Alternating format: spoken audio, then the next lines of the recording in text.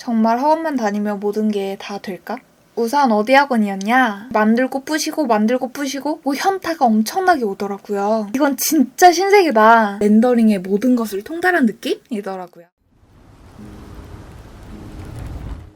안녕하세요. 비비엔이에요.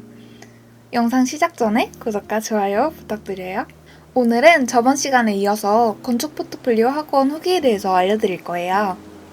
아마 여러분들은 이런 게 궁금하실 거예요. 정말 학원만 다니면 모든 게 다 될까? 저도 처음엔 이런 환상을 가지고 있었는데요. 인생은 정말 계획대로 되지 않더라고요. 오늘은 제가 3가지를 말씀드릴 거예요. 실제로 학원을 다니면서 포트폴리오를 만들게 되면 시간이 얼마나 걸리게 되는지, 커리큘럼은 어떻게 되는지, 제가 학원을 다니면서 느낀 점은 어떤 건지에 대해서 말씀을 드릴게요. 우선 어디 학원이었냐? 여러분 모두 예상하셨겠지만 A학원과 B학원 중에 B학원이었습니다. 저번 영상을 아직 안 보셨던 분들은 오른쪽 위에 있는 영상을 클릭하셔서 한번 보고 오시는 게 좋을 것 같아요. 제가 학원에 가서 상담을 받았던 내용들이 있어요. 그러면 이제부터 학원 커리큘럼을 따라서 제가 포트폴리오를 제작했던 후기를 말씀드릴게요. 이건 완전 제 경험이니까 사람마다 상황마다 다를 수 있어요. 우선 첫 번째 달은 CAD라고 했었잖아요. 제가 진짜 부족했던 부분만 쏙쏙 채워주는 강의였어요. 진짜 CAD 수업이 하나도 안 지루하고 재밌더라고요. 오히려 정신을 바짝 차려야 할 정도로 밀도 있는 강의가 진행됐어요. 그리고 자기가 앞으로 6개월 동안 진행할 프로젝트 주제를 선정하는 작업을 했는데 어떤 걸 해야 할지 제가 선정을 해가면 선생님이 도와주는 식으로 진행이 됐어요. 그런데 여기서 문제가 선생님은 아무래도 학원의 스케줄에 맞춰야 하다 보니까 6개월 안에 진행이 가능한 프로젝트를 중심으로 추천을 해주시더라고요. 좀 규모가 작은 프로젝트 위주로 추천을 해주셨어요. 물론 그게 시간을 줄일 수 있는 방법이었지만 저는 이게 하면 할수록 욕심이 나더라고요. 왜냐하면 보통 학교에서 학생 작품을 하다 보면은 조금 더 큰 규모의 건물, 책임지지도 못할 거면서 큰 건물을 보통 하곤 하잖아요. 큰 건물을 하면서 뭐 어디 종합단지, 뭐 어떤 빌딩 뭐 이런 걸 보통 많이 하는데 저는 거기에 너무 익숙해져 있던 터라 이게 작은 프로젝트를 하려고 하니까 또 막상 좀 아쉽더라고요. 뭐 어쨌든 하긴 해야 되니까 3가지 프로젝트를 선정을 했는데 저는 그 중에서 한 가지만 제대로 주제를 설정하고 레퍼런스를 찾아갔어요. 나머지는 그냥 도서관 해야지 이 정도로만 정해두고 사이트만 대충 정해둔 상태였어요. 레퍼런스 같은 건 찾아보긴 했지만 딱 이것처럼 해야지 하는 건 또 없었고 그래서 저는 결국 포폴의 컨셉과 주제 같은 건 따로 조언받은 것 없이 결국에 나중에 혼자서 6개월이 끝난 다음에 정하게 됩니다. 학원에서 첫 번째 달 목표는 3가지 프로젝트 평면도를 다 치기 이런 거였는데 저는 창피하지만 3가지 프로젝트 모두 평면도를 6개월이 끝날 때까지 다 치지 못했어요. 정말 밤새면서 맨날 레퍼런스를 찾고 주제 선정을 하고 그런 걸 했었는데도 제가 명확히 어떤 쪽으로 진행하고 싶은지 그런 목표가 없고 제가 하고 싶은 건축이라는 게 없으니까 많이 방황을 했던 것 같아요. 뭐 이건 제 잘못이긴 하죠. 제가 학부 때 4년을 그렇게 깊게 고민하는데 시간을 보내지 않았으니까 이건 당연한 결과였어요. 그렇게 두 번째 달이 됩니다. 두 번째 달에는 첫 번째 달에 다 하지 못했던 평면을 개인적으로 작업을 하면서 포토샵 수업을 들었습니다. 포토샵 수업은 포토샵에서 렌더링 컷의 기본적인 후보정과 포트폴리오 레이아웃 잡는 걸 했습니다. 먼저 후보정은 간단하면서도 좋은 퀄리티를 낼 수 있는 방법을 배웠는데 저는 후보정을 정말 처음 해보는 거라서 신기했고 이때 포토샵 스킬이 많이 늘었던 것 같아요. 그런데 이때 레이아웃이랑 프로젝트 시작 페이지도 다 정했었어야 했는데 이게 저는 제가 원하는 느낌도 없고 아무리 레퍼런스를 찾아봐도 제 프로젝트에서 렌더링이 나온 게 없으니까 어떤 느낌이 어울릴지 몰라서 정말 대충만 잡아뒀습니다.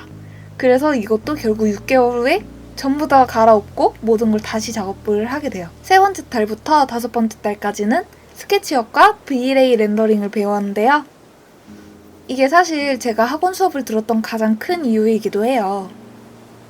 저는 렌더링을 정말 잘하고 싶었거든요. 그런데 저는 여기서부터 문제가 있었습니다. 뭐냐면 첫 번째 달이랑 두 번째 달에 평면을 제대로 픽스를 안 해놓으니까 계속 모델링을 할 때 만들고 부시고 이걸 무한정 반복을 했습니다. 그러다 보니까 첫 시작부터 꼬인 거죠. 어쨌든 그래도 수업은 아주 좋았어요. 저는 스케치업은 한계가 정해져 있다고만 생각을 했는데 저 그때 처음 알았잖아요. 스케치업에 루비라는 게 있다는 거. 그게 플러그인 같은 건데 곡선이나 스케치업으로 만들기 힘든 거 같은 거, 귀찮은 거를 아주 편하고 간단하게 만들어주는 툴이었어요. 그때 루비를 설치해 주셔서 써보니까 여태 왜 나는 이런 걸 모르고 스케치업을 했지? 하고 현타가 엄청나게 오더라고요. 그래서 이건 진짜 신세계다 이런 생각을 하면서 재미있게 수업을 들었습니다.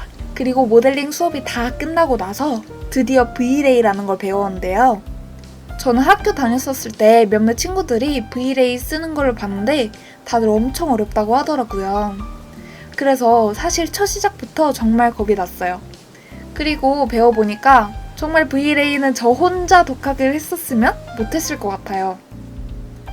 V-Ray 프로그램을 설명을 해주실 때 빛의 원리와 빛과 재질을 만났을 때 일어나는 현상, 대기의 상태에 따라서 빛이 달라지는 분위기와 재질의 거칠기와 투명도, 그리고 반사값에 따라서 같은 색이더라도 달라지는 재질의 특성에 대해서 정말 자세하게 설명을 해주셨어요. 진짜 이건 평생 도움이 될 강의였어요. 제가 빛과 재질의 원리를 알게 되니까 어떤 렌더링 프로그램을 돌려도 쉽게 제가 원하는 느낌을 잘 표현을 할 수 있겠더라고요. 그리고 재질 넣는 것을 배운 다음에는 빛을 넣는 방법을 배웠어요. V-Ray용 빛이었는데 내가 원하는 빛 종류가 퍼지는 빛일 수도 있고 세게 밑으로만 떨어지는 빛일 수도 있고 아니면 히든라이트일 수도 있고 그렇잖아요. 인테리어를 할 때는 그런 빛의 종류에 따라서도 분위기가 많이 변하거든요. 그래서 빛을 세팅하는 방법과 특징에 대해서도 배웠어요. 이걸 배울 때는 핀터레스트에서 인테리어 사례를 정말 많이 찾아보면서 조명 세팅값과 색 온도, 그리고 색 온도를 어떻게 바꿨을 때 내부 재질과 섞여서 어떤 색감이 나오게 되는지 그런 걸 배웠어요. 재질 색상이 바뀌면 같은 조명이라도 전혀 다른 느낌이 나더라고요.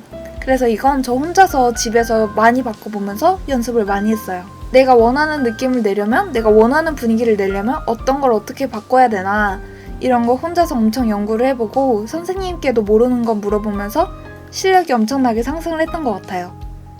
그리고 건물 외관의 모습을 찍을 때는 태양이라는 게 되게 중요하더라고요. 태양과 대기와 이런 느낌을 잘 살려야지 내가 원하는 따뜻한 느낌을 낼 건지 차가운 느낌을 낼 건지 이런 것도 정할 수 있고 정말 생각보다 많은 게 필요하더라고요. 정말 그렇게 세세한 것까지 하나하나 신경을 써야지 원하는 느낌의 렌더링 컷을 뽑아낼 수 있겠더라고요. 그렇게 V-Ray를 배우고 하이 렌더링까지 배웠어요. V-Ray는 그냥 기본 렌더링을 돌리면 저는 그걸 가렌더라고 부르는데 렌더를 대충 돌려주는 거라 노이즈가 정말 말도 못하게 많이 껴요. 그래서 이걸 화질 좋게 진짜 렌더를 돌려야 하는데 그게 하이 렌더예요. 그래서 하이 렌더링을 세팅하는 것까지 정말 하나하나 세세하게 가르쳐 주셨어요. 이것까지 배우니까 렌더링의 모든 것을 통달한 느낌이더라고요. 이렇게 5개월이 끝나게 됩니다. 저는 5개월이 끝날 동안 뭘 했었냐고요? 정말 부끄럽지만 5개월이 끝나던 마지막 주, 마지막 수업 때 저는 드디어 컷을 3개를 만들어 갑니다. 프로젝트 3개가 아니라 한 개의 프로젝트에 컷 3개요. 건물이 커서 컷 3개면 제가 보여주고 싶은 뷰를 다 못 보여주는 거였어요. 딱 50%만 보여주는 느낌이었죠. 그런데 제가 그동안 설계에서 너무 방황을 하고 있어서 마지막에 컷 3개를 딱 해가니까 엄청 칭찬을 많이 받았어요.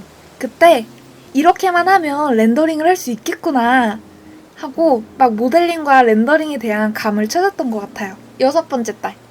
마지막 6개월 차에는 그동안 만들었던 렌더링 컷으로 재본용 포트폴리오를 완성하는 작업이었어요. 레이아웃을 배치하고 글씨를 알맞게 넣는 방법을 배웠어요. 렌더링 컷을 포폴로 옮기고서 보니까 갑자기 엄청 있어 보이더라고요. 물론 제 포트폴리오는 그때까지 백지 상태였지만 친구들이 한 걸 보니까 다들 잡지처럼 엄청 예쁘게 완성을 했더라고요. 마지막으로 재본하는 방법과 재본할 때의 주의사항까지 모두 듣고 나중에 할 수 있도록 메모를 열심히 해뒀어요. 제가 이렇게 6개월 동안 이 학원을 다니면서 느꼈던 점은 건축 포트폴리오를 만드시는 분들은 시간이 조금 더 오래 걸리긴 하지만 포트폴리오 퀄리티만큼은 최고로 만들 수 있게 지도를 해주신다는 거였어요. 건축적 컨셉이나 개념은 개인의 역량에 따라서 달라지지만 표현 기법과 전달력을 높이기 위해서 수업을 들으시는 분들이라면 정말 만족을 하실 것 같아요. 특히 인테리어 쪽이나 실내 건축 쪽 분들이 포트폴리오를 만드셔야 한다면 저는 정말 이 학원을 추천합니다. 정말 100% 만족을 하실 거예요. 그만큼 퀄리티가 엄청나기 때문이에요. 제가 이렇게까지 말씀을 드리는 이유는 저와 같이 수업을 들었던 분들 중에서 3명이 저와 같이 수업을 들었었는데요. 3명 모두 정말 좋고 큰 회사에 취직을 했더라고요. 인테리어 업계에서 정말 알아주는 회사에 다 취직을 하셨어요. 그래서 만약에 건축 포폴이 목표다라고 하시면 건축 쪽으로는 개인적으로 많이 공부하시고 학원에서는 표현 기법과 렌더링 등 표현 방식을 위주로 배우시는 걸 목표로 하시는 게 좋을 것 같다는 생각이 들었어요. 여기까지 제가 6개월 동안 경험했던 포트폴리오 학원 후기에 대해서 말씀드렸습니다. 영상이 도움이 되셨다면 구독과 좋아요 꼭 눌러주세요. 그럼 다음 영상에서는 6개월 동안 렌더링 3장 완성한 제가 3개월 동안 모든 포트폴리오를 어떻게 완성할 수 있었는지 그 비법에 대해서 알려드리러 올게요. 궁금한 게 있다면 댓글로 꼭 남겨주시고요. 그럼 다음 영상에서 봬요.